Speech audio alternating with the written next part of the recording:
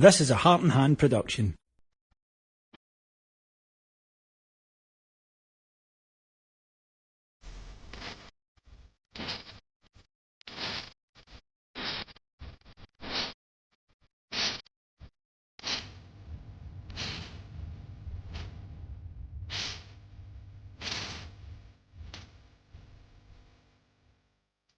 Hello and welcome to the preview here on Heart in Hand. This show is previewing our upcoming fixture against Dundee United at 3 p.m. this coming Saturday. Lovely to have a Saturday 3 p.m. kick-off again. I'm your host Ian Campbell. I'm sitting in the chair for Mr. Kevin Armstrong, who's currently in Florida, and also for Mr. Stephen Harrigan, who I believe is in Turkey, so they're enjoying their little October break. But I'm not alone. I'm delighted to say I am joined this week by none other than Zander staff. Zander, how are you? Yeah, I'm doing great. A little bit more optimistic this week than I was a couple of weeks ago. Everything just felt so doom and gloom almost, but this week certainly felt a bit more positive. I wouldn't say I'm quite at the height of positivity yet. Of course, there's still a lot of things to happen between now and even Saturday, but yeah, feeling a bit better this week than I was last week as a Rangers fan. Yeah, I think everybody is, but unfortunately, as we always do in the preview, we have to cast our mind back to the last result, Zander. So it's really the catalyst for the end of the Russell Martin era at Rangers, which we're going to go on and discuss. 1-1 draw against Falkirk. I'm my own opinion. I'll give my opinion first, Zander, before I let you come in. But I didn't think much in the game. I didn't think we played well.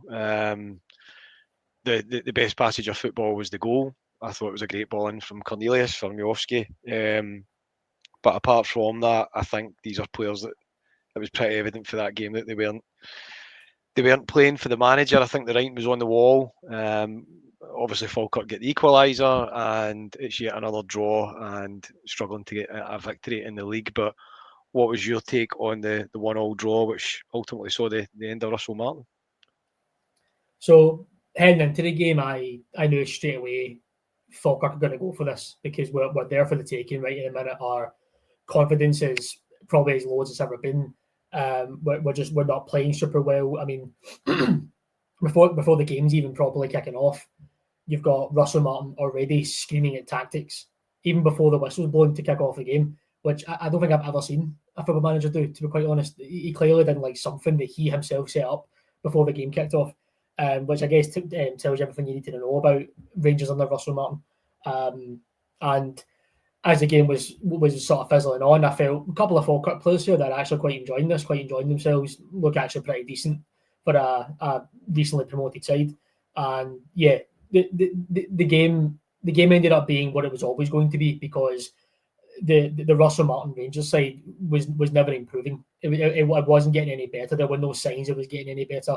And I'm happy that the board have finally done it. And I'm also happy that the board had that statement about being wrong on this and it's on them. But I can't help but feel like, Ian, that this was a death by 1,000 cuts almost. I mean, we all called Russell Martin not being the man for the job months ago. And he stayed for this long. And we've now been in, at the time of recording, we've now been in almost 2-week manager hunt looking for the next guy. And now we are gonna of course touch on the Dundee United game where there is going to be a kind of interim in charge for that one, but can't help but feel like we have wasted so much time post takeover on an extremely poor choice of head coach, and now we have to pretty much start that process again at a very sort of just like the timing of this, it could not be far from perfect in terms of picking the next manager. I mean, we've got so many important games coming up that, of course, we're going to cover as well. But we've got so many important games coming up, and now we've got to bed in a brand new manager with that for different tactics, perhaps different philosophy. It was a really bad time to cut Russell Martin out, especially when all of us as fans said it should have been done much earlier. Yeah, I mean, excuse me, regular listeners to the show will know that myself, Stephen, and Kevin, we were trying to be as fair as possible in our summary of the football we were playing under Russell Martin. I think it's fair to say we were very even-handed. We had to call it as we seen it. The analogy you used there, it was death by 1,000 cuts, was very apt, Zander. It was The warning signs were there from the beginning under Russell Martin. He wasn't a popular appointment. When you looked at his league record down in England, it wasn't great in terms of his win percentage. It just wasn't the correct fit for the club. Now, my own personal opinion is, I think, yep, certainly the board, they've got to carry the can for it. I agree with you. I think the statement that came out, they had to do that, Zander, because I think they had to get the fans back on side. You know, to come out and be humble and doff your cap and basically go, listen, we got it wrong. I think it was a massive step to getting fans back on side. You know, if he'd continued unposted, there's two things that kind of stuck out for me. If they'd allowed it to continue, one, you would have got declining attendances at the stadium, and therefore you're affecting the economy of the club as well. And secondly, from a human perspective, and you know, I'd spoke about this on a couple of the preview shows as well. Rangers are an employer. Have got a duty of care to Russell Martin's welfare, and to have 50,000 people chanting your name, get to fuck, you know, even after we score, and the whole toxicity that was around his tenure, the board had to act and had to do the right thing. Now, we'll say it, and I'm sure everybody said it in its first chance. We really had a chance to speak about it on the network. I wish Russell Martin nothing but the best in the future. It just hasn't worked out. It was never going to work out. It's nothing personal against him.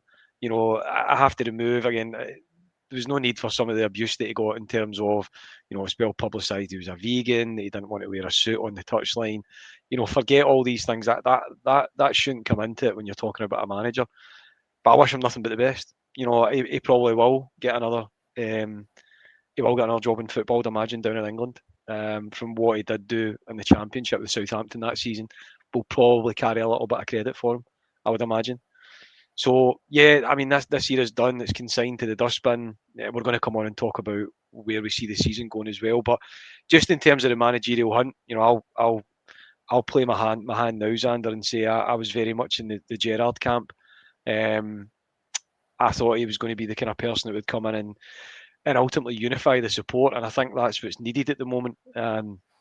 You know, we often get accused of being a fractured support. I think under Russell Martin, everybody was united in terms of they didn't want him to be the manager or head coach, as it is now called as well. So I was very much in favour of Steven Gerrard. I've got to be honest, when the news broke on Saturday night, I know David broke it on the network, and then there was a pod came out quickly thereafter. Yeah, I was quite gutted. I really did think he was going to be the person to come back in. You know, the way it's been dealt with, I think it was fed to the press in terms of the timing wasn't right. We certainly know there's a tax issue from his time over in Saudi. There's been examples of this of players that have been there, hence why Jordan Henderson had an interlude with Ajax in the Netherlands because he couldn't come straight back to the UK. My own opinion, without knowing it, and we never will know the true story, is that I think what's likely has happened is Steven Gerrard spoke to the board and asked for support in terms of that tax liability. They've maybe decided not to give that. The bigger issue for me, I think, that stops Steven Gerrard coming back, and again, to be really open and honest about it, is the structure at the club. I think Steven Gerrard would have wanted control in terms of the transfers. We've seen what Steven Gerrard did not only to the football side of things, but to the actual infrastructure of the club. From everything at the training ground to, you know, the players' lounge getting refurbed so they could have a meal at Ibrox prior to the game. All these things Steven Gerrard brought to the table and brought a real professionalism back into the club when he joined us in 2018. So I think that's been a stumbling block. I think he said, listen, I want control. They've said, no, we've got Kevin Thelwell in place. This is the model that we use. We're going to stick with it as well. And I think that was the ultimate kind of stumbling block. And, you know, you can't discount the tax liability as well. But so at the moment, it's a kind of toss-up. I think there's the news has come out that Danny Rowe, well, from what we've heard, the snippets in the media, is that Danny Rowe's ruled himself out. It's now looking likely it's going to be Kevin Muscat. So someone who has been linked with the job quite a bit over the last few seasons, Zander. I'm going to be perfectly honest. Before recording the pod, I've not looked at his record. I know he's obviously managed in Australia and in Asia. He's been quite successful there. What's your thoughts, Zander, just on the current situation with our managerial hunt and the potential of Kevin Muscat becoming our manager? So I remember sort of speaking about this on the roundtable as well. And what was happening was I was just spending my night playing video games, just enjoying myself, thinking, of course, Gerrard's going to be all done and dusted very soon, talks are ongoing, etc. And I also got the same notification from Patreon.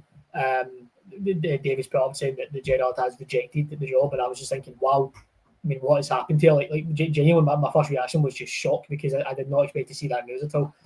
And I've got to imagine myself, I've got to try and picture that we must have been in a situation of the 24 hours between when we all believed that it was done and, of course, to this time when he says no. So I believe something has happened in that 24 hours with Rangers and Gerrard for not even just a rumour to say that he's not taking it, but to definitely not be taking this job and, of course, to feed the line that right now is just not the correct time. I think that kind of covers him and the club instead of just saying, of course, that he's back. You know, if he says he's backed out, then that only covers him, of course. But to say that the timing isn't right, that kind of covers both in a bit of glory, I think. So he's certainly doing the club a bit of a favour that way, if of course it is the club's problem that's happened here. And then, of course, the week went on by and Danny Rowe's name became quite popular. The media even says that his interview was impressive. And that was kind of the word from Rangers, it seems. And so you kind of wonder, this might be the choice now. But I think what's happened with Rowe here is that we've interviewed a lot of other people and not really kept him in the loop. And he perhaps pulled out himself because of it. He's probably thinking, I can maybe do better than this, or they should be calling me up and telling me things, and they aren't. So I'm going to take myself out of contention. I believe that's what Rowe was kind of thinking there as well. Quite similar to what Davide Ancelotti did in the summer. We were persistent on Russell Martin so much that Davide didn't want to wait around for an answer and just pulled out of contention anyway.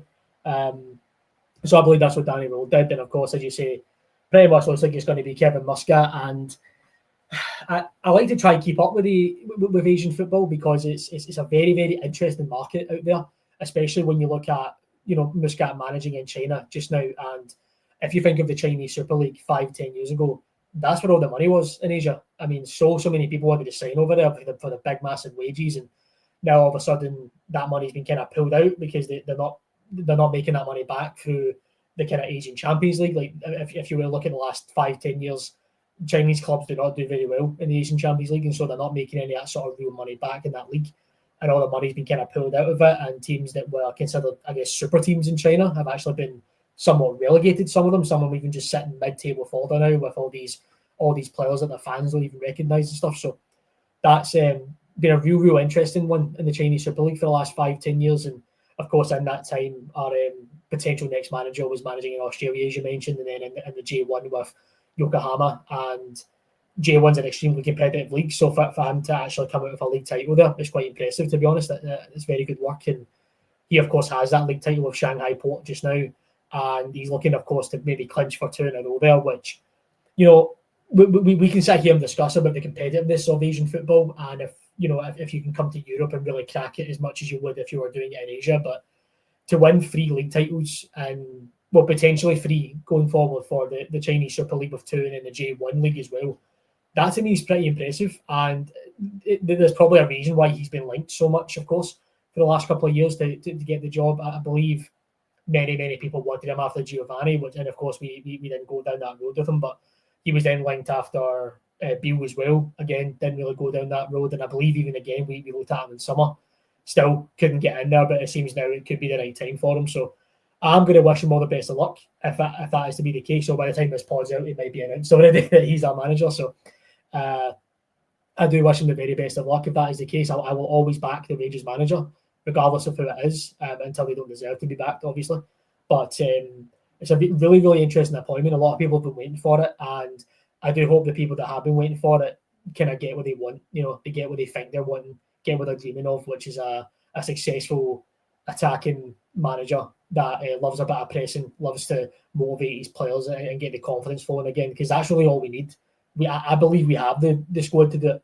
All we just need is confidence, and we need real kind of managerial push behind the head coach. I mean, you can sometimes argue if a manager like Martin can get the respect from every single player, and of course we know about the public issue with him and Raskin, and so of course that kind of dampers things a little bit. If you have the entire team behind you as a manager, that goes a long way. And if Muscat can get that, I believe we do have a talented enough squad here to maybe start turning things around a little bit, get wins here and wins there in the league, and all of a sudden we are not sitting bottom half anymore. Yeah, and so this Saturday coming up, obviously we're talking about the Dundee United game this coming Saturday. It's going to be Stephen Smith that's in charge of the team. Again, obviously the rumours surrounding Kevin Muscat coming in, there's a lot of talk that Neil McCann is going to come in as an assistant. There's also a lot of talk in terms of when he's actually going to come to the club. So this has been highlighted. I think he's got 4 league fixtures left with Shanghai Port. So this is something that it's going to be a bit of a kind of strange scenario, Zander, that he may be announced, but he might not actually be stepping foot on these shores until probably looking kind of third week in November, potentially. Neil McCann coming in as an interim. He's obviously been around the club last year. He came in as part of the management team that took over temporarily from Philippe Clement under obviously the guidance of Barry Ferguson, and along with Billy Dodds and Alan McGregor. Someone who's well known to the club. He's obviously worked for RTV. He's well known within the club itself as well. And if he is going to come as part of the coaching team, it probably would make sense for him to be taking over that temporary position. What's your thoughts on that, Zander? Neil McCann? Well, as you say, he was part of kind of Barry's coaching team when they were interim, and certainly seemed to work with a lot of players. As McCann's been doing the Sky Sports stuff now as well recently. I thought I think he has a really, really good insight on the game. I was quite a fan of him when he got the job at Dundee, but that just wasn't meant to be. Clearly, just things didn't work out there for him, unfortunately. But I do think he's got a really, really good eye for the game, and so I'm happy to see him kind of back in a bit of a similar role that he had under Barry. And of course, we'll kind of talk about that a bit more once we get down to the previous fixtures against Dundee United. But if he was to take over while Muscat finishes whatever he wants to finish over in China, I'll be honest with you, I don't understand this one, because he's already won the league with Shanghai Port. I would sort of understand and be a bit more sympathetic if he didn't win the league with them and he wants to do it this season. He has a real chance. I'd say, okay, that kind of makes sense. You kind of want to fulfill the season and give the fans that league trophy. He done that last season. He came in and won the league last season. And so to me, I sort of wonder, why is he finishing off the season when he can step into his new job right now and take over these very, very important games that are coming up for us? I mean, we've got a semi-final to prepare for, and we might not even have our head manager there. That to me is confusing. I don't know why our manager wouldn't want to come and play in that game, especially when it's our rivals. I mean, if it's any one of us, we would chomp at the bit to be the manager right now, to take over that game. And for our potential next manager to not want to do that is extremely, extremely weird to me. I really don't understand that. He's obviously going to leave it in good hands with McCann still, but it should still be the manager that takes over these games. That one's really strange to me. It's a bit of a strange scenario. We don't obviously know the ins and outs of it. We're only getting bits of information that come from the club and from various media outlets as well. So we don't know the kind of ins and outs of it. I think one thing I will say is, I think if Neil McCann does come in as part of the coaching team under Kevin Muscat, then I think he's making a first positive move in the right direction. I think what Russell Martin and his team lacked sorely was someone who knows the Scottish League. I think that's important. It's been highlighted on a few shows throughout the network, and David certainly spoke about it on the update, that the Scottish League being as it is, you have to know the league. That was one of the complaints that we had under when Philippe Clement was the manager, that he didn't really know the league and he underestimated the league. And I think to a certain degree Russell Martin did as well. Having someone there who knows the league inside out, Neil McCann has obviously done his work with Sky, the punditry. He'll know the teams, he'll know the grounds. In terms of preparation, he'll be 100% on that with the players as well. So I think if this is going to be, he is going to be the assistant, I think it's a very shrewd move. I think it's a good move by the club. I think it's a good move by Kevin Muscat. And I think him coming in, the temporary charge thing, as I said, it is strange, Zander. It's the timing isn't great, just in terms of, we do have this big semi-final coming up, which is a very important game, just in terms of for the remainder of the season, which we'll come on to talk about very shortly as well. But I think as a fan base, we need something within the next few days to know that it is going to be coming. Whether the timing he arrives, takes over straight away, or whether he does see out the season with his current club, then that remains to be seen. But we move on. So we're obviously going to be facing Dundee United. And despite the fact he is probably lying on a beach somewhere in Turkey, Stephen has recorded his little segment, which I know everybody loves in the preview. So Stephen's going to give us a rundown on what to expect from Dundee United.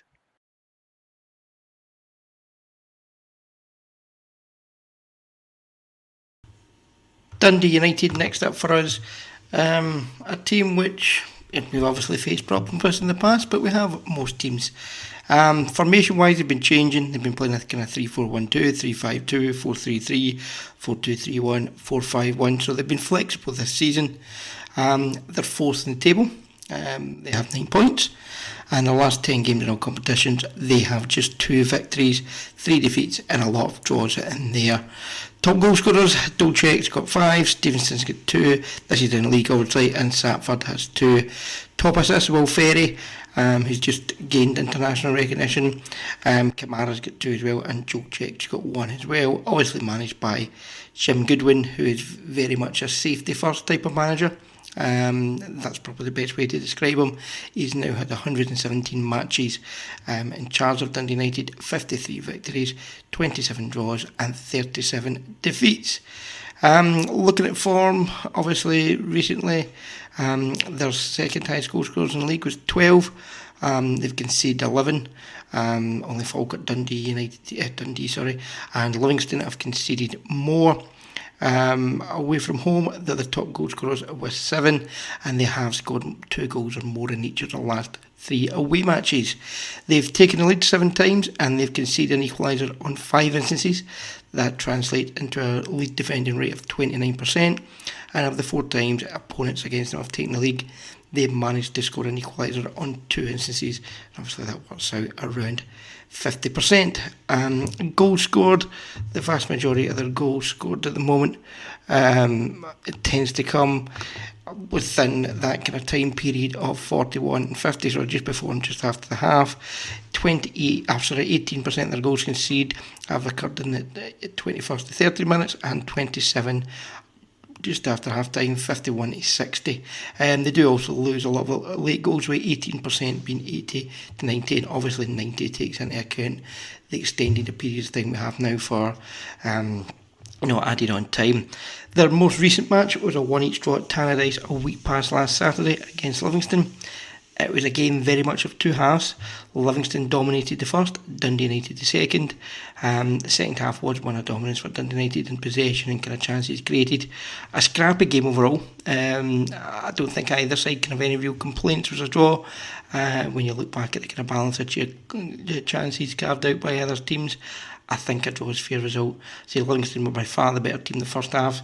Probably would have been disappointed not to be 2 up.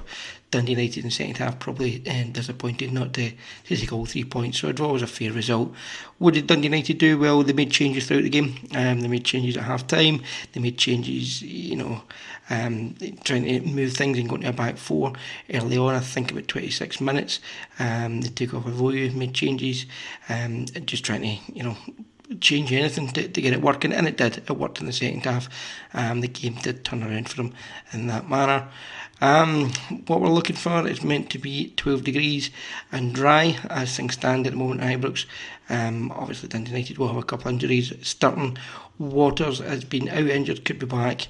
It could have a couple of ones with Ross Graham. I'm not sure his timeline, but I wouldn't be that surprised if he comes back, and I'll address that. How they build out, these are 2-4-4 they build it at times. They have 2 wide forwards who hold widths, and then they'll look for runs inside in that second phase when they build it from the centre backs. As they do build it from goal kicks, and a centre half will come alongside the goalkeeper at times, trying to draw the opposition up and bait their press, really. Then they look for passing triangles. We'll talk about that a wee bit in the midfield as well. Esselink's the main player who fills that role, as the other 2 centre half split. He's the main one they look for on the ball. Livy pressed him very well at goal kicks, pressed him into mistakes, pressed him into turnovers. I do also think that with that last game, wind conditions may also have been a factor, because they persisted with that approach, because especially in the first half, playing against the wind, anytime they tried that kind of goal kick and going direct. I mean, we've seen a lot more teams go direct from goal kicks, as I think it's an approach it used to be the norm. I think it will become more and more normality as teams understand that they want to play in the opponent's half as opposed to playing a bit themselves. I think that will come back into it, but certainly the wind would have played a factor, and they may vary up from what was really seen in that game. 10 goals lost off an expected goals of 11.78, 20 tackles per game average, that's the most in the league, and 8.3 interceptions and 13 fouls per game. Goalkeeper Kucherenko is 6'4", looks to punch often. To me, he can be a wee bit weak-wristed. It does look to be alert, will come off his line quickly. If anybody's seen his games this season, you'll know exactly what I'm talking about. He's sharp for that, he'll come off his line, it can play him in a wee bit of trouble, but also because they don't have that great pace behind, it allows the defensive line to push up a wee bit further. He's first in line exits in the league, first in aerial duels 1 for goalkeepers in the league, and he's got a 69% save percentage. But I do think he parries a lot out, so if we can get close to him, we could possibly get some rewards that somebody wants. Sometimes he does have decent strong runs. He's going to try and punch everything that comes in as well. He likes to do that. He's been caught out a couple of times with it, but yeah, he'll punch rather than catch at stages, and that's just his style. They have, as I said, reverted now to playing my back three. Did that for the vast majority of last season, so they can be flexible, they can interchange in games. S-Link, who I spoke about, 6'3", he can be pressed. His error was the one that led to Livingston's opener last week. Not the most comfortable with the ball at his feet when it's played into him, but he is good when he's in that building out phase. I think when it gets played into him, and maybe it's just the speed of the game up here, he looks to take that wee bit extra touch, looks to dwell on it, takes his eye off it a couple of times, but look, he's a threat from set plays. He's the most vocal in there, he's the organiser. What he can do but is allow attackers to kind of run off and behind. Very good with his air, as you might expect to somebody at his strengths. Doesn't win an awful lot of tackles, just tends to go for duels and make clearances. He's not that high in the interception, so when I'm talking about people getting behind him, it's just in moments of concentration that we've seen. And if anyone has seen the kind of rapid game, I think it was a game over there. Ball comes in for a wide area, the attacker just gets in between the two defenders and behind him and in front of him for the goal, and it's just an evidence of him just going to sleep a wee bit there. Kerzizis, he's on loan, he's strong there in duels, 70.1% of aerial duels won in 51 duels, 37 recoveries, shows his strong reading in the game. Again, he's not the quickest.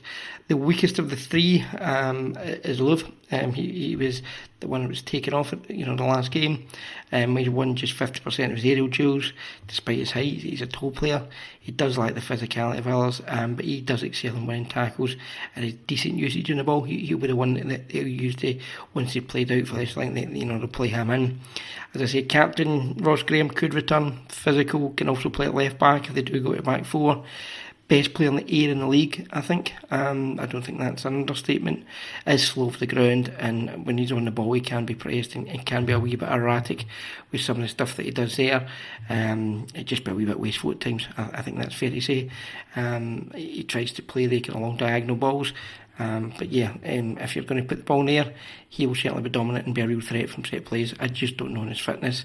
They could also have to go to back four. Something that's featured for them. It's Finnish 20-year-old right back Namel. He's right-footed, but he can also play left back. Ryan Strain has returned. He had a groin injury.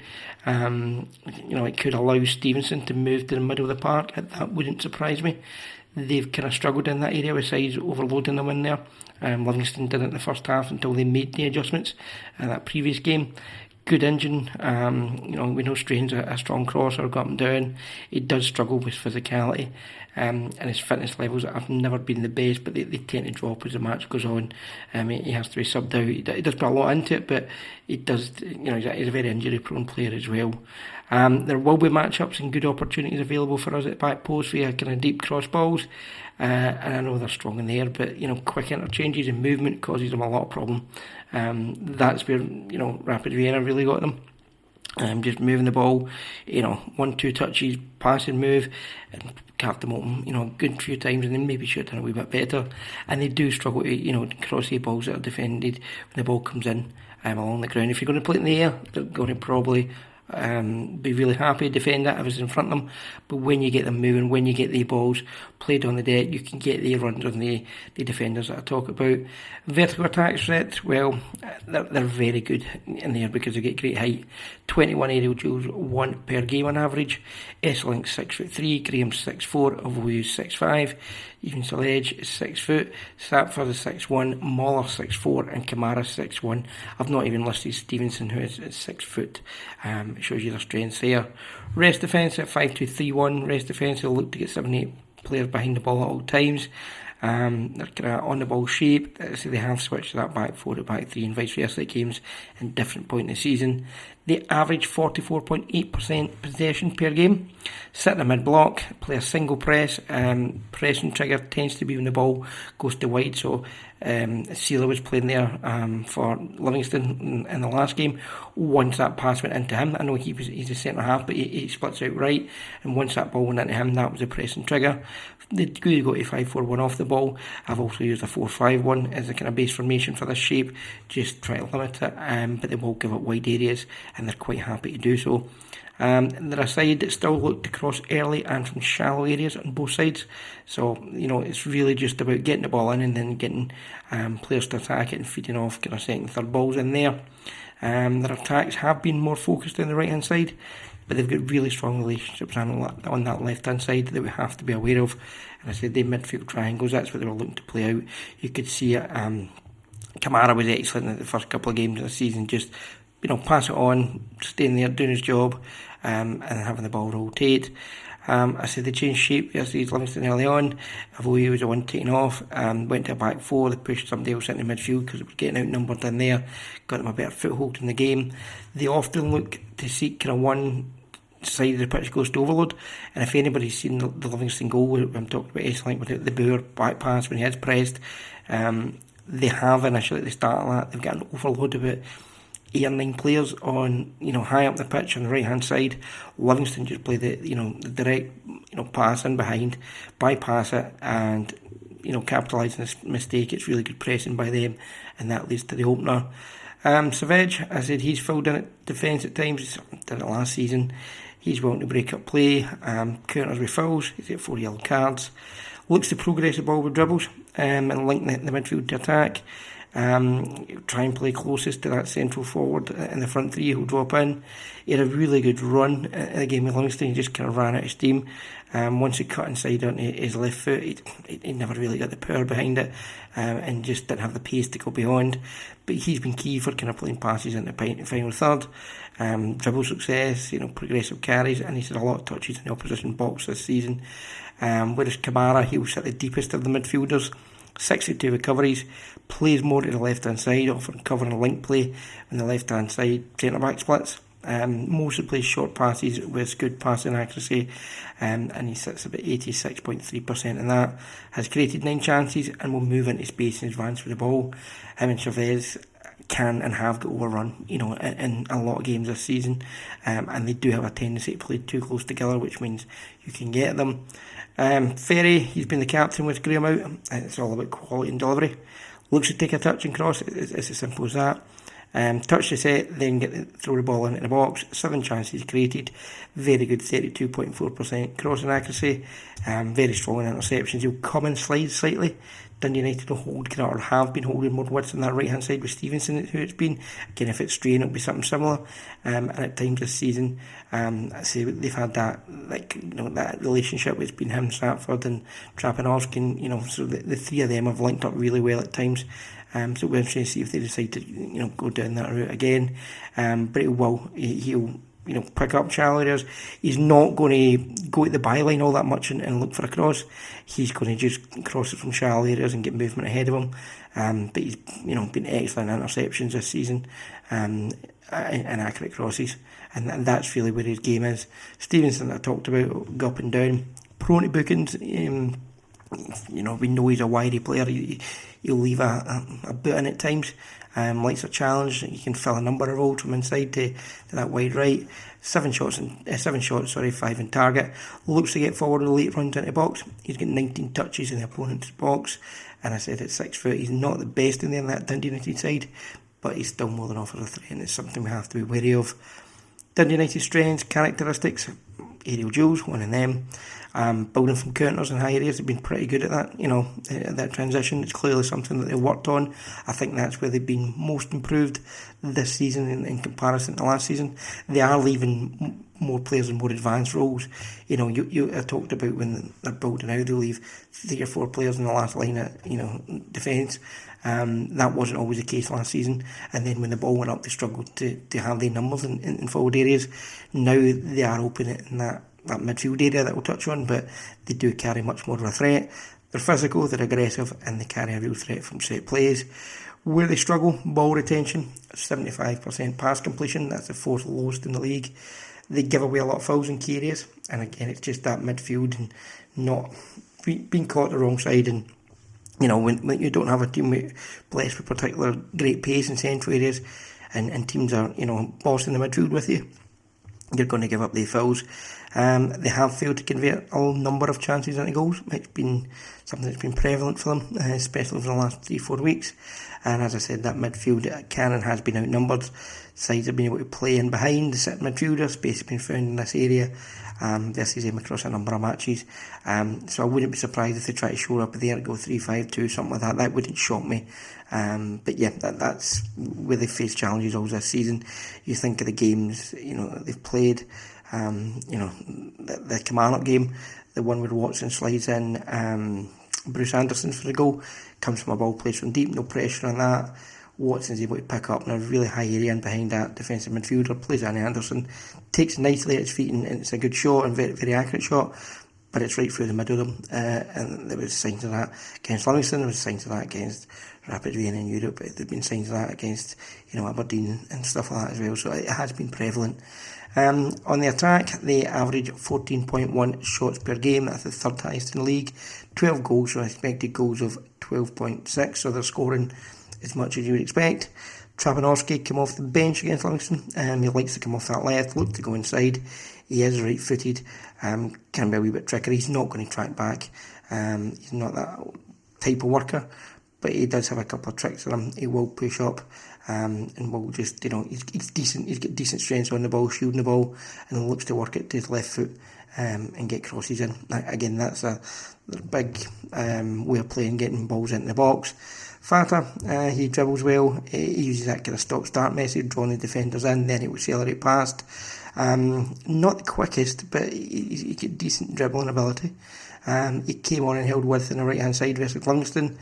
As the ball is on the opposite side, he'll look to move from the box into the back post or central areas as that cross has been played and offer a threat in there.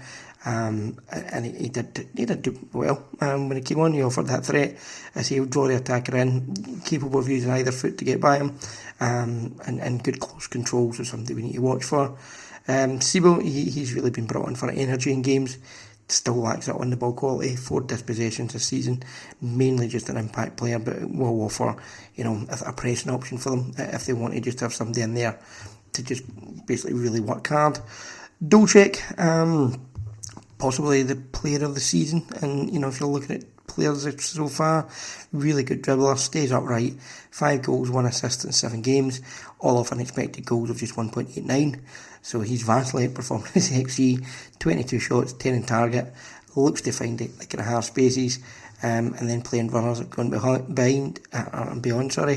He's got a really good ball striking technique. Again, if you think of his goal against Aberdeen, I know it comes off the second phase of a throw in, but he has that ability to just wait for the ball as it's coming down.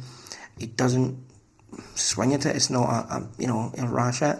He knows exactly what he's doing with it, and it's a really controlled hit. And a really good finish, and he's been a really good player for them in terms of goals, in terms of shots and targets. He's capable of creating his own shots. He will take shots outside the box. He's also a very good crosser of it. So yeah, he's been an excellent find up to this point. And I said in the league, looking at against wingers, he's first for goals, non-penalty goals, shots. And stuff like that, he excels in. Muller's been the one that's been playing central recently. He shoots in sight and early on. He takes shots even in areas where it's really poor quality and he would frustrate you, I think, if you were watching him. He certainly would frustrate me. and then you have somebody like Waters. He'll compete with Muller for that spot. He's been out injured. Strong in the air. He's physical. He'll look to kind of feed off, crosses into the box. And if you think the game where it was, a rapid vein away, it probably points to where Dundee to be really strong. Ferry picks the ball up, wide left area on the touchline. Sanford has came in, then spins into the spaces left, which is in behind. And Sanford, we'll touch on a wee bit in a minute, but Waters is there, decides to just peel off. Sanford does really well getting down the outside of the defender. His skill taking goal side. And he also gets his eye out for that pass. But where Waters does really well is he knows, and I think it's Dolce making the run to near post, he timed his run perfectly, and he's got a real tap in, and it's a really good goal, a really well worked goal. But if we're talking about the threat that they pose down that left hand side and the players that make it happen, yeah, and I know that's not Trapanovsky, but Sanford, Ferry, and then one other is a good and strong combination that they've used and utilised in a number of games this season. Waters obviously got that headed goal at Tannadice against Rapid, and that's, the ball just goes in the box. It's Ferry from wide areas, just gets hung up, and it's a great finish. It really is a great finish. Just heads it into the back of the net. I suppose Sanford's best position is certainly coming in from that left. He's got good, competition that side with Trapanovsky. Fata can play that flank and probably does favour that flank as well. He's very direct, wants to chase and get on after everything. Finds space well, can link the play. When he's in wide areas, he's happy to take on and shift all on his right hand side. He'll look to strike it back across a goal. Really good at bringing others into play. Less effective as his back to goal and playing as a kind of central forward. Front three will get close together and then feed off each other. Capable of playing, one touches and good interchanges of play. Again, a strong runner, and that's why he's better when he's coming off wide positions, because he gets space to move into. He's that direct runner. He's powerful. He's not the fastest, but he's just powerful, and he has got an eye for a pass. He's been excellent for them so far this season as well. But when he has games they've asked him to play central roles, he's not that type of player. He's not wanting to play with his back to goal, and you can understand that a wee bit. And if you think of his finish away to Rapid Vienna, the ball just comes across. It's a lovely, waits for it to drop over his shoulder. And we're talking about controlled finishes a wee minute ago. That's a really nice finish, and a really good one. With a striker, but he's also excels in his assists, and I think you see that by just watching him play. Set plays finally. Again, really strong at set plays. They created multiple opportunities versus Livingston off the second and third phases of them. After winning first contact, you've got Trapanovsky, Fata, direct free kick takers, right footed. When they're defending corners, it's zonal, man on your post. Goalkeepers is uncomfortable coming through traffic. Can be slow, or when they're defending, can be slow when teams make movement. Rapid got a goal in the near post by just beating them to it, and that's all it is. They're all expecting a ball going in central areas, sleeping a wee bit. They get their rewards that way. And then if you think Kamarnock, their second, short corner taken, don't react quick enough in your post, waiting for that initial ball. Second phase gets played into the box, free header and goal.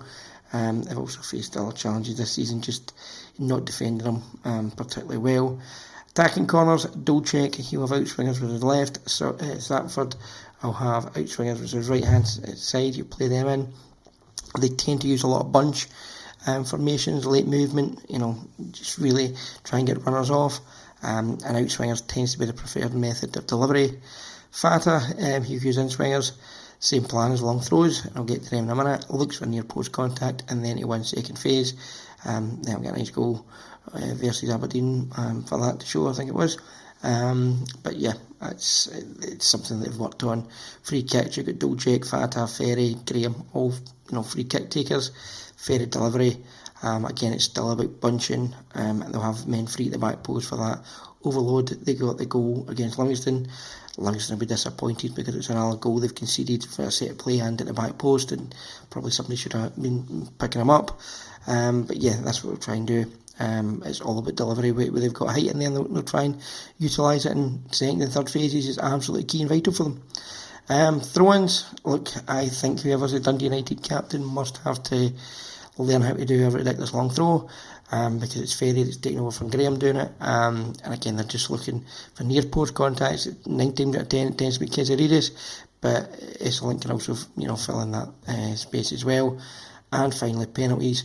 In this season, it's been Watford and Salford as the main takers in games, but they did lose to Rapid in that shootout. Fata, he was the one that missed. Ferry scored, Esselink scored, Savage scored, and Goretzka scored, but they went out. Waters, he tends to go for power and go back across the keeper. Did that against Rapid in that game, and when he was out, it was Esselink. He took a kind of central. Esselink, it was Salford. He took that central run up, and kind of struggled to. Yeah, it was a good save by Strike, but he just took that central run up and probably advertised it a wee bit too much where he was going. So look, overall, I think it's a more manageable test than it would have looked a couple of weeks ago because of the changes we've made. But that would have been the case for any team in this league. Dundee United will pose as a threat. We'll have to be really careful at set plays, long throw-ins that they're going to try. And if we do turn the ball over, they are capable in forward areas. But it's a game I think we can get a lot of joy, particularly in the middle of the park, and build out from there, dominate the game in there. I hope to see us a wee bit more aggressive in our press, and I think mixing up a wee bit more will stand us in good stead. By respect us to take control of this game in the middle of the park and then use a lot of movement, a lot of quick interchanges in forward areas to move them about and really give them a lot of issues. So I'm hoping for a comfortable victory, but we've said that before and we haven't experienced it too many times this season. Let's hope it's all changed this time around.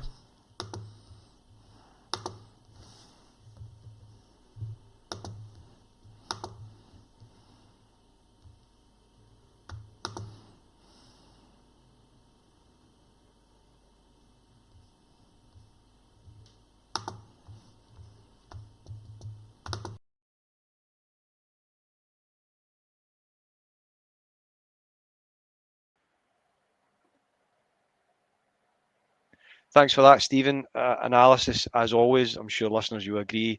Stephen's analysis is second to none on the network when it comes to sizing up with the opposition. So, Zander, Dundee United, what can we expect? Who is the man in the middle, and how have we fared in our previous results? So I'll go for the kind of man in the middle for us this time round. So it looks like we're going to have Don Robertson as the referee, and I know he's very, very popular on this podcast network as a referee. I know certainly there's been a lot of opinions on him over the years, and we're looking at his kind of assistants of being David Room and Ross Nelson. VAR is going to be Andrew Dallas, and the assistant of the VAR is going to be Callum Spence. I wonder in the future if we're going to have the assistant to the assistant of the VAR, because we seem to just want to report everybody now that's in the officiating room. But in terms of our previous results, something I found very interesting, just kind of looking at the last two games. So our very last game was a 3-1 victory over them at home, and that was back in May. This was one of Barry Ferguson's games, of course, with Neil McCann and his coaching team, as you mentioned. This was one where Dundee United actually went ahead first, around about the 20th minute. They would go 1-0 up. Not long after that, however, Dessers would get his own goal. Kind of stays 1-1 for the whole rest of the half. Second half, Dessers actually scores in a penalty, and you're thinking, okay, probably need a third here to seal it, and we get the third straight away by Nico Raskin. That game ends 3-1, home victory for us. But what's very interesting for this, and I thought, was that the previous game after that was in the 26th of January 2025. Another 3-1 victory and another game where Dundee United went ahead, and this was one of Clermont's games. Dalby scored again, around about the 20th minute. Dundee United go up 1-0, and we answered with Diomande's great finish. I remember that one proper, and of course Dessers near the end of the game also kind of seals that deal for 3-1. This is also, if you remember, Iain, the game where Diomande was very wrongfully sent off for something ridiculous. I mean, I believe he was the one attacked by a Dundee United player. And was it correct me if I'm wrong, was it Nick Walsh that sent him off? Yes. Aye, that was a shocker. Absolute howler from a long list of bizarre Nick Walsh decisions. But sorry to interject there, Sander. No, absolutely not. It's but yeah, that was that kind of one where there was a very end of the game, and it was extremely weird what happened in that one. But I thought I'd mention both of them kind of back to back, because it's very, very interesting that the last two fixtures there, Dundee United have went 1-0 up, and we've had to kind of claw it back a little bit, and of course we kind of go and seal the deal anyway. And that was under Barry and then under Clermont. The other game under Clermont in the very same season, of course, was a home and a 1-1 draw. Frustratingly, this was one where Dalby scored kind of around the 36th, 37th minute, And this was one of those games, and we had a lot of them under Clement, unfortunately, where we were huffing and puffing, and we were asking the questions so much during the game.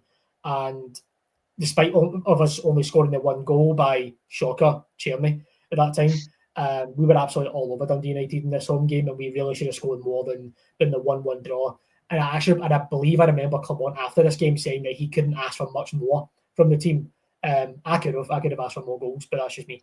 And so those are the kind of games I wanted to kind of cover there. The last two being quite interesting and quite important for me, because then there were the same circumstances under two different managers. Of course, one of them being interim, and as we head into our next game with an interim, I think it's worth kind of realising that Dundee United can be pretty dangerous early on, and with the team's confidence still being probably pretty low after Russell Martin and stuff, it would not surprise me if something similar like that was to happen again. Yeah, I think underestimate Dundee United. They move the ball quite quickly from back to front, which Stephen's obviously highlighted as well. Jim Goodwin, to be fair, has done quite a good job since he's went there. Got them up from the Championship into the Premier League. Had a decent finish last season. Obviously went into European competition as well. Again, similar to teams that went into European competition, just really don't have the squad depth to compete on two fronts. But again, I don't think we can underestimate them as an opposition at all. So we now move on to our 5 things, starting with number 1, Zander. So we've talked about Stephen Smith's obviously going to be interim, so I just wanted to ask you the question on this. You've touched on the squad, and we've said that the squad we think is a good nucleus of players. Even with an interim manager, do we see that fabled new manager bounce on Saturday? That's an interesting one, because he has obviously worked with the team throughout an international break, and we do know that. We know that he kind of stepped in to take over training, so does 2 weeks of training kind of get enough out of players to warrant a victory against, as you mentioned, a decent Dundee United side with Jim Goodwin as manager? He's obviously a decent manager as well.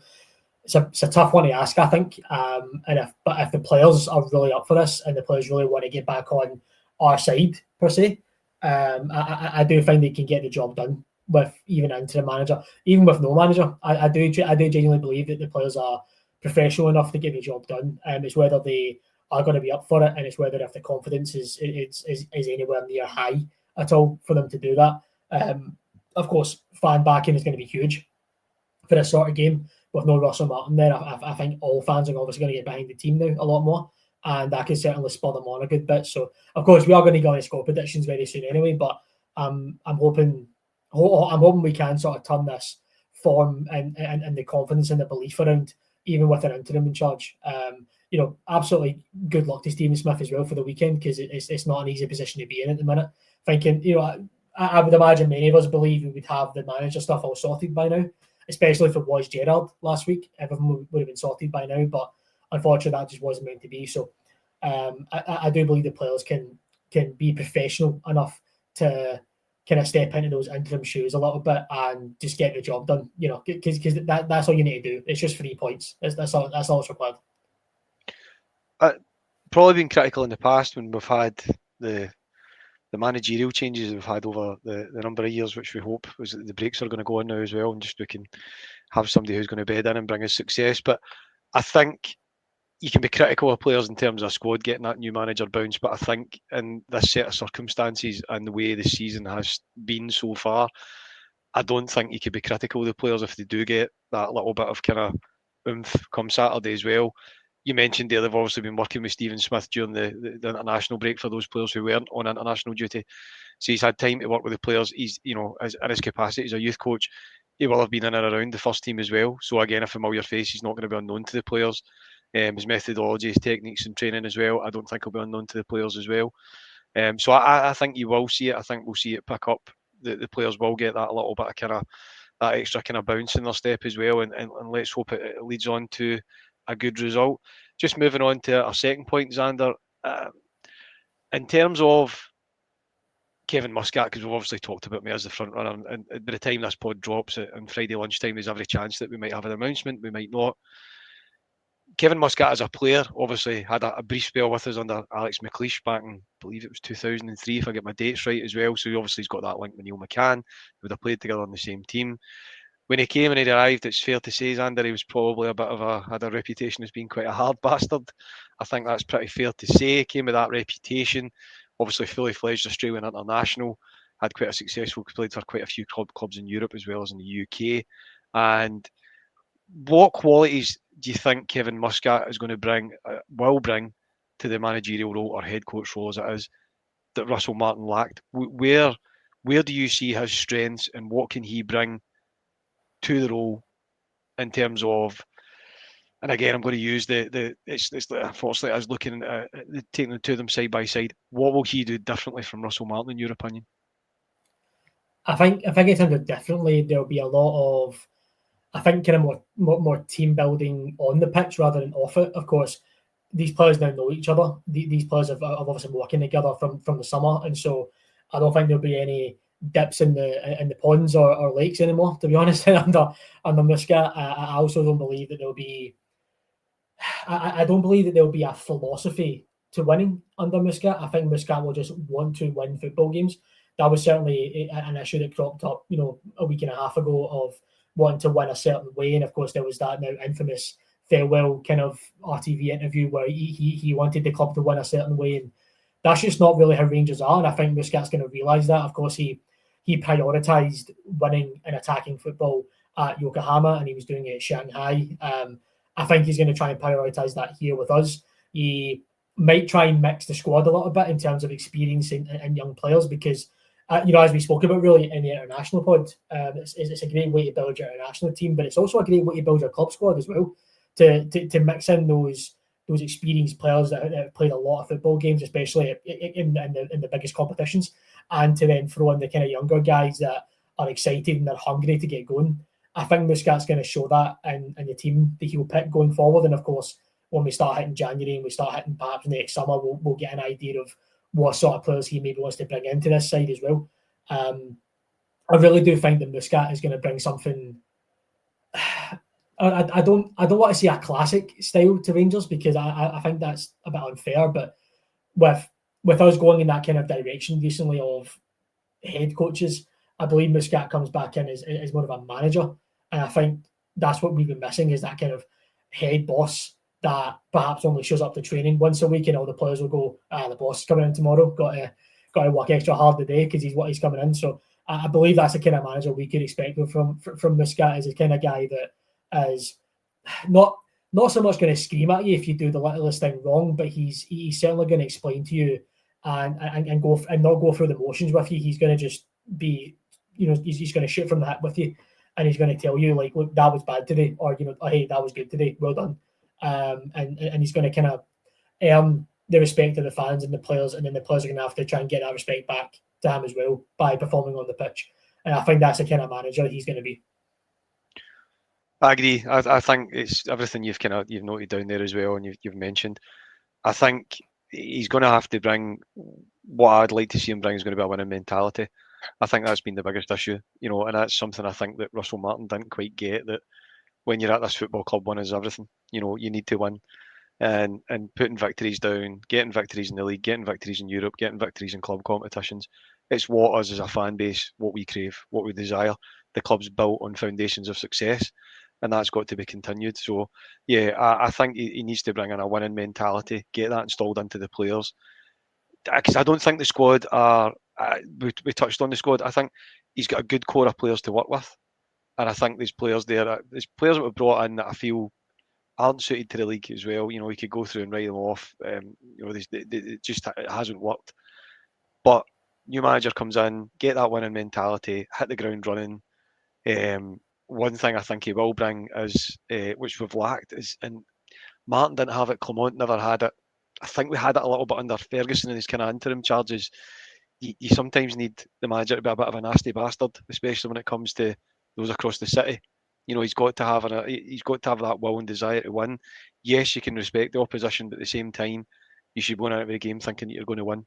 It's at the end of the day, as a competitor, you need to think as a manager of the team, as a competitor, you need to say, right, I'm going to win, and that's got to be the mentality. And I think that's, as a fan base, that's exactly what we're looking for, and hopefully it brings that quality with them as well from the very beginning. So moving on to point number 3, the season itself, Zander, new manager comes in November. We're still obviously in 2 cup competitions. We're still in Europe. We're obviously in the bottom half of the league at the moment.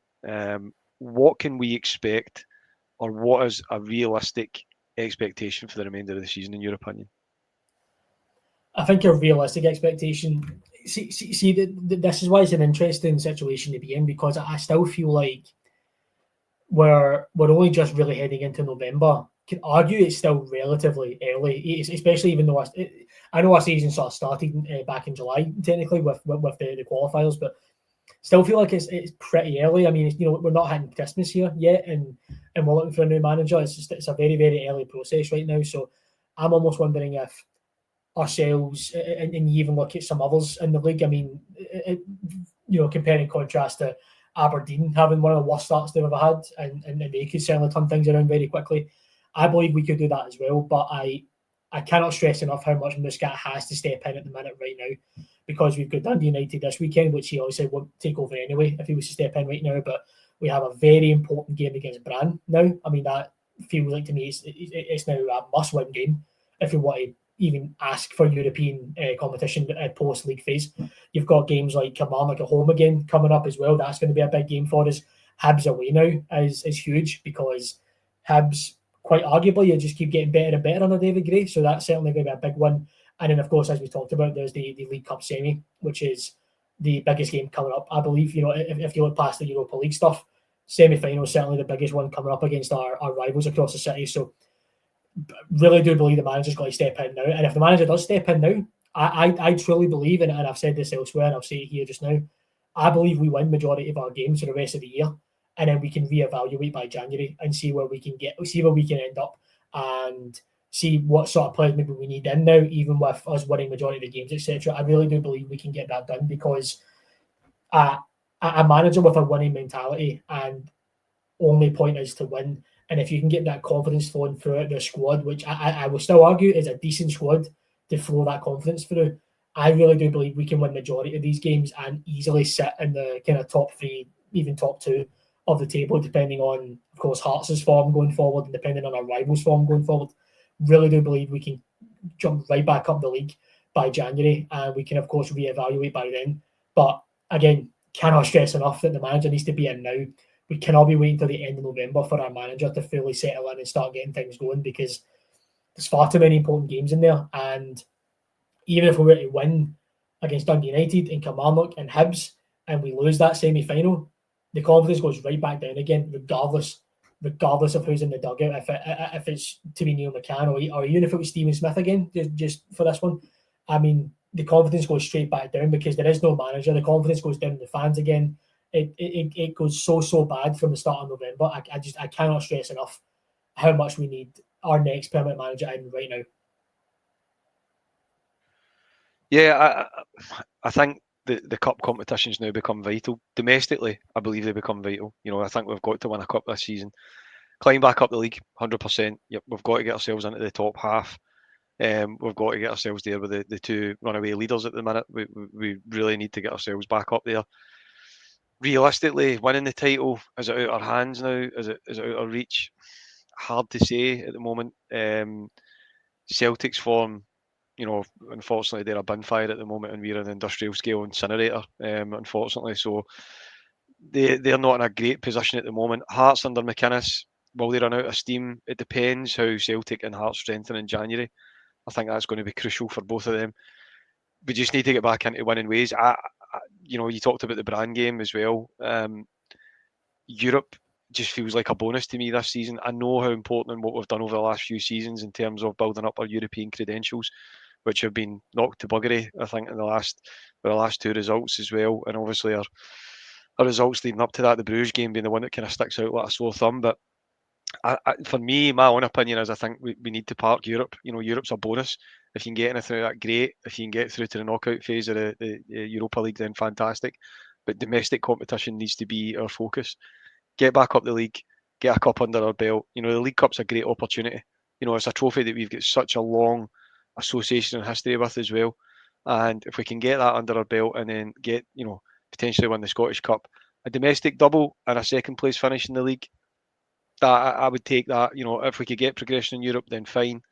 And I think that's, you look at with Kevin Muscat coming in, that's going to be, it's got to be a massive turnaround. It is almost like, you're driving a tanker, an oil tanker, and the sea, and you're trying to do a 3-point turn and really steer the ship back in the right direction again. It is a massive task that he's going to have on his hands. It's going to be a massive challenge in terms of getting that turned around again, and ultimately, getting the fans back on side. We've seen with the rumours that were flying about Gerrard that Dundee United, the tickets were getting snapped up. If that had been, if you went back 2-3 weeks ago, you'd be looking at half a stadium being empty. We've seen it in the League Cup against Hibs. We've seen it in the European games. So bringing this in, I think it's going to be a positive. It's got to be a positive catalyst, because it needs to bring the supporters back in and get that belief. Beliefs that, we've talked about it before, but for football fans, we're all the same. We're fickle, but belief is everything. Belief that you can go on and your team can be victorious. Belief that the club are going in the right direction. Touch on this just quickly as well. I think the ownership need to get the fans back on side. I think that's something where we were all absolutely buzzing during the summer months. The 49ers group are coming in, they're taking over. We know it's not going to be an instant success. We know that's not how it works, but you're beginning to find, you've got backers coming in who are going to stabilise the club itself, stabilise the infrastructure of the club. And unfortunately, it hasn't worked. The kit deal still wrangles a lot of people as well. They didn't want to switch to Umbro. We don't know why we're doing it, why we're not going with a bigger brand. All these kind of things, I'm sure, are being worked on in the background, but also, the appointment, obviously, Russell Martin sticks out like a sore thumb. Kevin Thelwell hasn't impressed. The nepotism side of it, of his son coming on board as well, that is really tainted, the ownership with a lot of fans as well, and they're questioning why this has been allowed to happen. Patrick Stewart hasn't covered himself in glory either. You've got to, when you talk about Kevin Thelwell, you've got to put Patrick Stewart into that bracket as well. So the owners really need to get us as a fan base back on side and get that belief that they're running the club and they're, efficiently, economically, and they're also pointing the club in the right direction as well. I think that's vital. And to get that faith back on board with the fans, that's what's needed. We need to get positivity around the stadium. We've had months and months of negativity, to the point where, some of our own podcasters as well were cancelling their continuous credit, and they've never done that before. Putting their tickets on SeatSub. It wasn't a regular thing. It was unheard of. You just don't do that. You go to the games. So yeah, it's going to be a massive task, but we need to get that positivity flowing through the club again, and that obviously starts with the new managerial appointment. So moving on to point number 4, as always, Zander, what's your lineup for the upcoming game against Dundee United? So the lineup I was going to choose, and I was stuck, especially in defence here. Personally, my midfield and attack are sorted, but it was defence that I was stuck with, and I'll explain why. So obviously Butland is going to be in goal, so that's an obvious. Poor Liam Kelly's probably not going to play this season. Really, we had an opportunity already in the cup, and he didn't even play that. So I don't think it's happening. Of course, I do think James Tavernier kind of keeps his spot. We obviously wanted to try and phase him out really this season, kind of arguably back in January actually. Wanted to try and phase him out this season already, but Max Aarons isn't happening, it seems. Now, I'm going to go with Giga, Suter, and Cornelius. And this is no fault on Magoma. I think Magoma's been fine recently. Of course, he's had a few hiccup bad games, but Magoma could easily slot into this one. But I'm going to go with Giga, Suter, and Cornelius, because saying that out loud feels a bit more safe. And I was a bit stuck with this in terms of Giga, because Giga, as we know, was selected for Burkina Faso, and of course he was at the African World Cup qualifications during the week. But Giga doesn't play, and I mean the centre half pairing for Burkina Faso, you're looking at Tapsoba, who, okay, Bayer Leverkusen player, and he's also a very, very good defender, so he's not going to get ahead of him. But Tapsoba's partner is a 34-year-old player that plays in the Qatari League. I mean, Giga can't get ahead of him in the Burkina Faso side. That to me is very strange. So, but I'm going to go with him here. I was, again, back and forth on it, but I think Cornelius and left back could really help us in a sort of game like this. And my midfield and attack, as I say, was quite sorted for me already. I want to go with Raskin, Barron, and Lyle Cameron, because I'm quite a fan of Lyle Cameron, and he's not long back from an injury, and I think he's got a bit of a chip on his shoulder that way. and it'd be great to sort of see him finally starting a game again. Of course, you're going to have Raskin and Bannon to help him out a bit as well on that side. And I'm going to go with Ant-Man, Gassama and Miovski as my attackers. I think that right now is kind of the best blend that we have for a forward three. More so because I really want Moore to work, but it's not working. And we can't just keep persistently playing something that's not working. Maybe Stephen Smith sees something that he can think, okay, maybe I'll just give him a chance this one anyway. But I really do think Ant-Man, Gassama and Miovski kind of get you a better opportunity that way. So my full team then, just to run it down for you again, is Butland, Tav, Giga, Suter, Cornelius, Raskin, Barron, Cameron, Ant-Man, Gassama, Miovski. Well, this will be dead easy because I've got the exact same lineup as you. I think that will be the starting 11. Just your point on Giga. Yeah, I think he comes in because I think you want to see Cornelius. I think Cornelius has done well when he's went into left back. I know he is a natural centre half, but he's did well in there. I think he's better going forward than Magoma. The ball he played into Miovski, obviously for the goal against Falkirk, was a beautiful ball. He can cross a ball. Derek Cornelius, we've seen it. He has a very good left foot. So I think he'll bring a bit of stability in there as well. Midfield-wise, Raskin's going to be on a high coming off the back of the 2 games with Belgium, where he's obviously, we talked about it in the Four Nations pod as well. He's been getting absolutely rave reviews within the Belgian press. Connor Barron, I think, earns his place in the team. I think he's worked since he's come back in. He's worked his socks off. That's in conjunction with Diomandis' form falling right off a cliff. He wasn't away with Ivory Coast, I don't believe. Mo Diomandi, I don't think he didn't get selected. So yeah, and Lyle Cameron's a player I really like. He's a player I think has surprised a lot of people when he's come into the team this season as well, and his work rate, his ethic, and his energy. I think really the show. I think he comes in there. The front three, Miovski, I think deserves to be in there on merit. Chermiti's just not shown enough for me to be a starter at the moment. Gassam is obviously our go-to guy right now, and it'll be interesting to see how Ant-Man comes back after the international break. Again, you mean Laura talked about it on the Four Nations pod. He started both games for Finland, but his form has been pretty poor for us, you've got to say. At times he looks very one-directional. So it'll be interesting to see what he brings. Coming back to the international break, does he bring back that confidence from playing with his national side? Can he bring that in and translate it back onto the park? Without doubt, you look at his record when he was playing in the Erdvese in terms of his assists, it's phenomenal. But we just need to see that replicated again as well. Okay, on to point number 5, our final point, score prediction. So, because they're both on holiday, but they both delivered their score predictions, Stephen's saying 1 each, and I think that Florida sunshine and too much sugar must be getting to Kevin because he's going with a 2-0 victory for Rangers. Regular listeners will know that I think Kev's predicted defeats or draws for us in just about every preview. So he's going to go for a 2-0 victory. Zander, what are you predicting for the scoreline? So I'm going to predict a measly 1-0. I don't think this will be a very fun game to watch. All of us are going to have our minds on something else, which is the next potential manager, and it's going to be on other things as well. As much as we're going to try and concentrate on this game, ourselves and the players, it's not going to be a very easy one to do. So I don't think it's going to be a great watch, but I do think, as I mentioned kind of earlier in the pod, I think the players are just professional enough to go and get the 3 points. And so I'm going to say 1-0. And I'll even give you a player to predict for that one. I do think Miovski's going to get it. Just nice and simple. Your striker gets you through it. So I'm going to say 1-0 Rangers. Okay, I'm going to go for 3-0. I'm going to be super, super optimistic. Kevin's obviously rubbing off on me this week. And I'd like to think we're going to keep a clean sheet. We'll obviously get Stephen Smith, defender, taking the team interim charge. So hopefully we'll start to ship it up at, start to be a bit tighter at the back. We've been leaking goals, so hopefully that is the case and we can keep a clean sheet. Nothing really remains but again to thank my wonderful co-host Zander. Thanks for coming on, it's much appreciated. No, absolutely. I'm always happy to hop on and help out wherever I can, so thanks for having me on. Thank you, Zander. And just for the listeners, all comments are said appreciated. Give us your opinion. Are we right about Kevin Muscat? Are we right in what we're predicting he's going to bring to the club?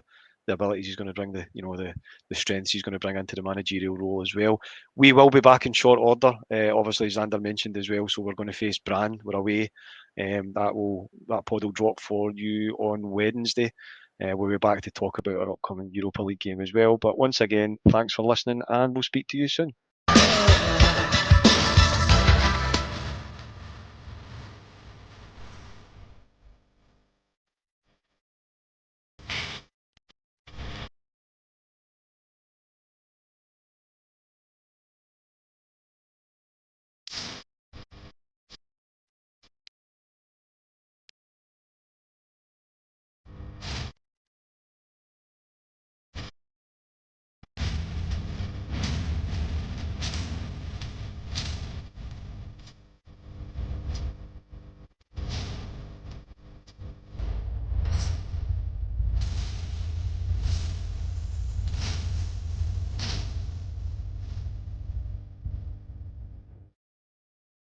That was a Heart and Hand production.